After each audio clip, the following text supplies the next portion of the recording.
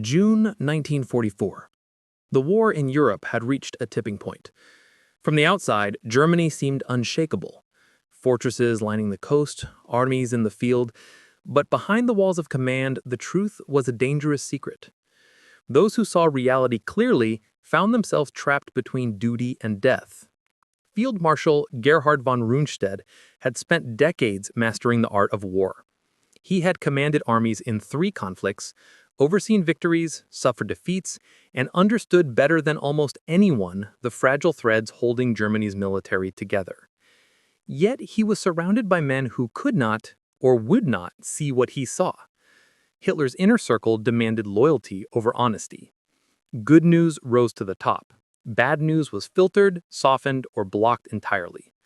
Officers who dared speak plainly were branded defeatists and swiftly removed. The system punished clarity and rewarded delusion. Von Rundstedt had tried to warn them. The buildup of Allied forces in England, the endless convoys crossing the Channel, the sheer number of tanks and landing craft, everything pointed to one inevitable conclusion. Germany could not repel an invasion on the scale that was coming. He said so directly, repeatedly. Every warning was dismissed, every voice of reason silenced. By mid-June, the Allies struck. Normandy erupted in fire and steel. The beaches became a blood-soaked mosaic of courage and chaos. Thousands of men died in the first hours alone. Von Rundstedt had predicted the carnage. He had foreseen the strategic impossibility of Hitler's orders to hold the coast at all costs. And yet the generals who had opposed the invasion plans or tried to offer alternative strategies were gone, replaced by men too afraid to tell the truth, too loyal to admit defeat. 3 weeks later, a group of German officers attempted to change the course of history. Colonel Klaus von Stauffenberg planted a bomb beneath the conference table at Hitler's Wolfslair. The explosion tore through the room at 12:42 p.m., killing 4 and wounding many more. Yet Hitler survived, shielded by the oak table. He emerged with burns, broken eardrums, and splinter wounds. The coup collapsed almost immediately. The conspirators were arrested, tortured, and executed in gruesome displays. Some hung from meat hooks while cameras recorded every moment for Hitler's eyes only. Nearly 5,000 people connected, even tangentially, to the plot were killed. Von Rundstedt watched this with grim understanding. Some evidence suggested that RML, a prominent general, had known of the plot and not reported it. The man had victories in North Africa that made him a national hero, and a public trial would have revealed his complicity. Instead, he was given a cruel choice: face certain execution and endanger his family, or die quietly with poison, preserved in reputation and protected from the state's vengeance. He chose the latter. On October 14, 1944, he swallowed cyanide, leaving behind a wife, a son, and the nation that would never know the truth. As the Allies pressed inland, the German front collapsed. In early August, the breakout at Saint-Lô shattered defenses. Operation Cobra tore through the German lines, and the 7th Army faced annihilation at Falaise, losing over 50,000 men. Commanders who understood reality, like von Kluge, attempted to negotiate or salvage what little remained. Hitler suspected them of treachery. They too died by their own hand, leaving letters of reason behind, ignored by the Führer. Every honest voice was systematically removed. Those who remained surrounded Hitler with affirmations, not truth. The result was predictable. Paris fell on August 25th. By September, the Allies stood at the German border. The Netherlands, Belgium, and most of France were liberated. German casualties since D-Day exceeded 400,000. Cities burned. Industrial production collapsed.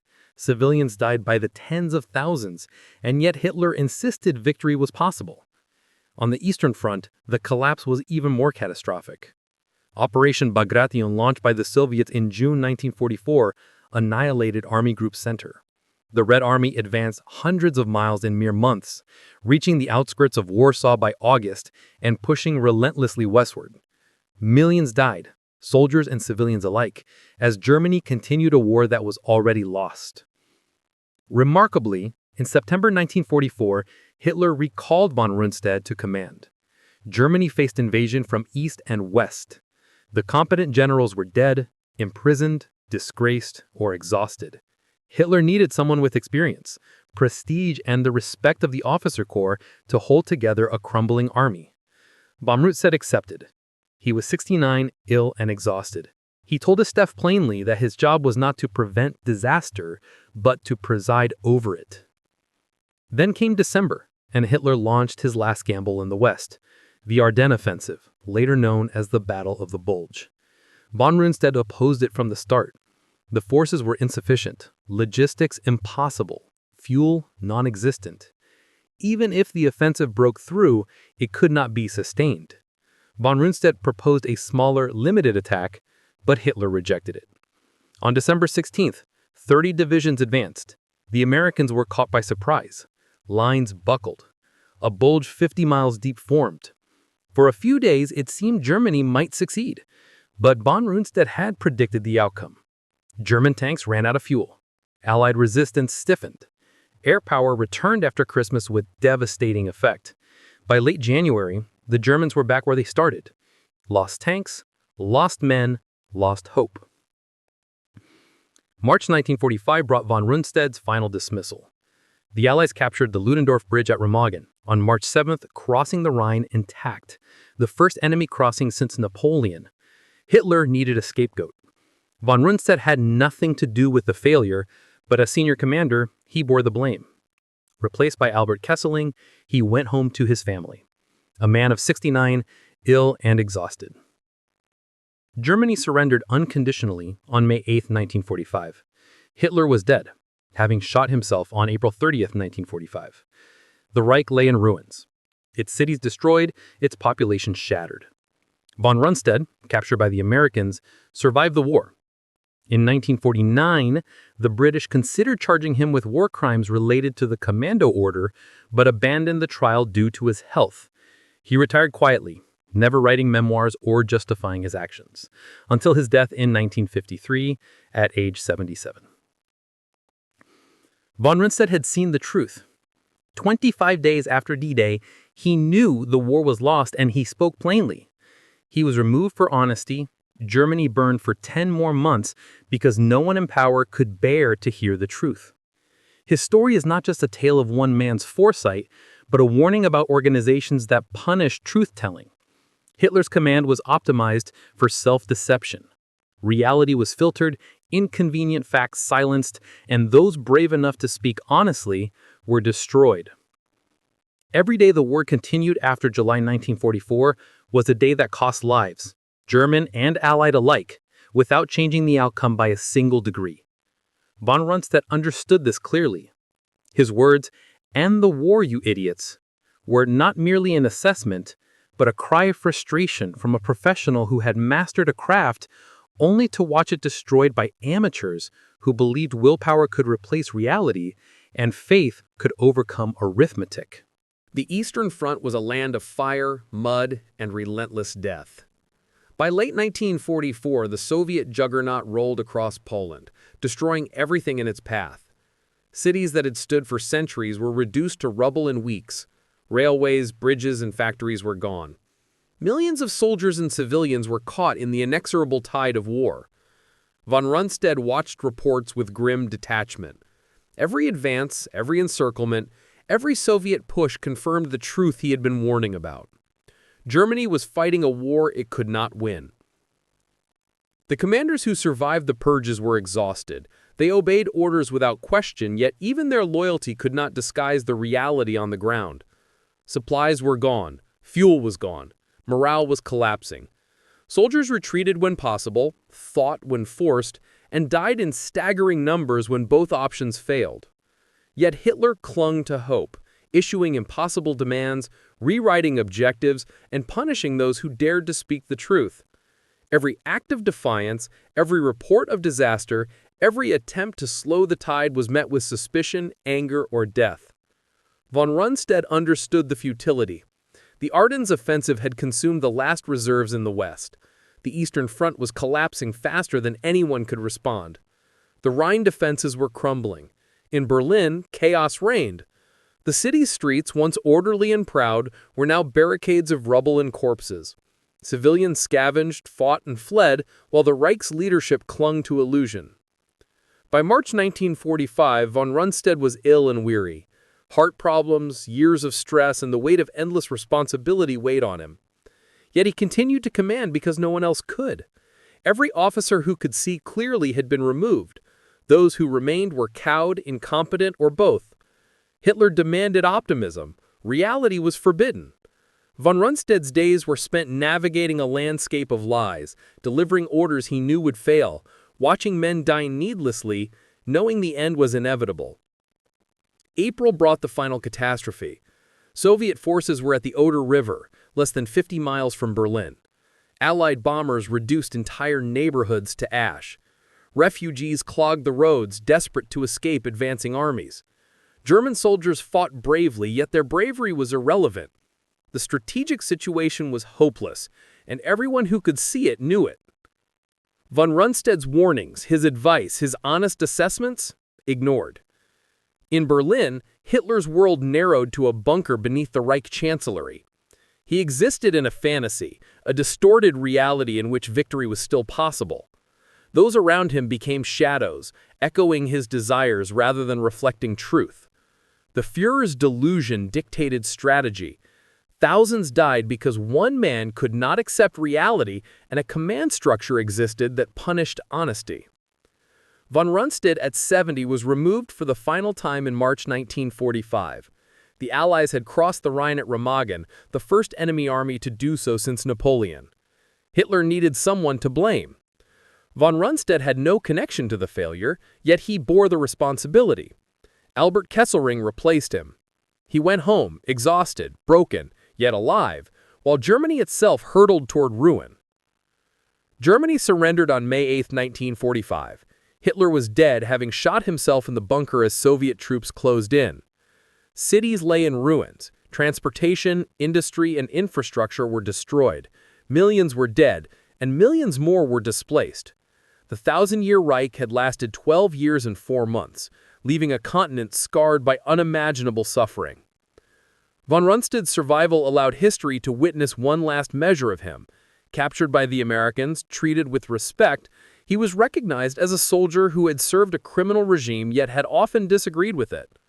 In 1949, British authorities considered charging him with war crimes connected to the Commando Order, which mandated the execution of captured Allied commandos. Von Rundstedt had transmitted the order. Allied commandos had died as a result, but his health was failing. Prosecuting him was deemed futile. Charges were dropped. In retirement, von Rundstedt lived quietly near Celle in Lower Saxony. He avoided public attention, rarely granting interviews, and never published memoirs. When asked about Hitler, he was dismissive. When asked about the war, he was analytical but reserved. He did not seek to justify his actions or explain himself. Perhaps it was illness, perhaps stoicism, perhaps an unwillingness to confront his own complicity. Whatever the reason, he faded from the public eye, leaving the war's lessons to those willing to study them. Von Rundstedt died on February 24, 1953 at 77. He was buried with military honors in Hanover, attended by over 2,000 mourners. His grave, marked simply with his name, rank, and dates, offered no explanation of the victories, defeats, or moral complexities of his life. Yet his story endures, a study in foresight, moral ambiguity, and the consequences of telling the truth in a world ruled by delusion. Historians debate his legacy. Some say he was a professional soldier who enabled atrocities through competence, detached from morality but skilled in war. Others view him as a tragic figure, a realist trapped in a criminal system, forced to follow orders while knowing their futility, constrained by tradition, loyalty, and a lifetime of training. Perhaps both interpretations are true. Human beings are contradictions, and von Rundstedt embodied that complexity. What is indisputable is his vision. 25 days after D-Day, he understood that Germany could not win. He warned against continuing the conflict knowing it would only increase destruction. He was ignored, removed, and punished for seeing clearly. The war raged for 10 more months, a blood-soaked testament to the consequences of silencing truth. Every day after July 1944 cost lives without altering the outcome. The Ardennes offensive, the defense of the Rhine, the final battles for Berlin, all were futile. Every soldier, every civilian, every life lost after that point could have been spared if truth had been allowed to reach the top. Von Rundstead's words, "End the war, you idiots," were not merely military advice, they were a condemnation of an organizational culture that punished honesty. Hitler's Germany was optimized for self-deception. Reports were manipulated, officers intimidated, reality denied. Conformity was rewarded, truth was fatal. Decisions were made based on comfort, not fact. By the time reality forced itself upon the leadership, the opportunity for correction had passed. The destruction was complete. His story is timeless, a cautionary tale for every organization and every leader. Corporations, governments, militaries all face the same danger when honesty is punished and truth is filtered. Conformity may feel safe in the short term, but reality has a way of catching up. Von Rundstead saw the cost of ignoring truth: 10 months of unnecessary death, the collapse of a nation, and the moral burden of a war extended by human arrogance and fear. In the end, von Rundstead was a man who understood the truth, spoke it plainly, and paid the price. His vision did not prevent disaster, but it offers a lesson that echoes beyond the battlefields of Europe. Honesty matters. Clarity matters. The cost of ignoring reality is always higher than the cost of facing it. History remembers him not just as a soldier, but as a witness to the consequences of lies, delusion, and the silence of those who knew better. Even after the guns fell silent and the rubble of Germany smoked in the spring sun, the world struggled to comprehend the scale of the catastrophe. Cities once proud and orderly were now charred landscapes where survival had replaced normal life. Families wandered in shock, searching among ruins for what remained of their loved ones. Soldiers returned home to a homeland unrecognizable, a nation that had been systematically destroyed while its leadership clung to fantasy and delusion. Von Rundstead lived through it quietly. He had survived the war, survived Hitler's wrath, survived being scapegoated and abandoned. But survival did not erase memory. Each day, each thought, carried the weight of decisions he had made, orders he had delivered, lives lost under his command, and truths that had been ignored. He never celebrated his successes publicly. There was no joy in victories that had been tainted by the atrocities of the regime, no pride in strategies that had only prolonged suffering. He would sometimes speak with historians who came to him, eager for insight, hungry for the truth behind the headlines, the propaganda, the myths. He answered in measured tones, factual, devoid of emotion, but each word carried the weight of lived experience. He refused to glorify, refused to vilify, refused to write memoirs that would justify or condemn. In those conversations, he hinted at what he had known all along, that the machinery of war was not just physical, but moral and organizational. How men could be destroyed by the very system they served, how truth could be silenced, and how obedience without conscience could produce unimaginable devastation. The moral complexity of his life became a subject of endless debate. Was he complicit? Was he a tragic hero? Was he simply a man doing his duty, or a man too constrained to act morally? There were no easy answers. The commando order, the transmission of illegal commands, the millions killed on the Eastern Front, these were undeniable. But so was the clarity with which he had seen Germany's inevitable defeat, and the courage it took to speak it. He had understood the strategic realities more accurately than almost anyone in the high command, yet had been removed, ignored, and powerless to prevent disaster. In private, von Rundstead wrestled with contradictions. He had spent a lifetime serving his country, striving for military excellence, mastering strategy and tactics, and yet he had also been part of a system that destroyed lives in pursuit of impossible goals. He had been both observer and participant, realist and enabler, soldier and witness. He never hid from these contradictions, but he also did not seek absolution. He lived with them quietly, the weight of history pressing down, unseen by most, unacknowledged by many. Time passed, the world rebuilt, but the scars remained.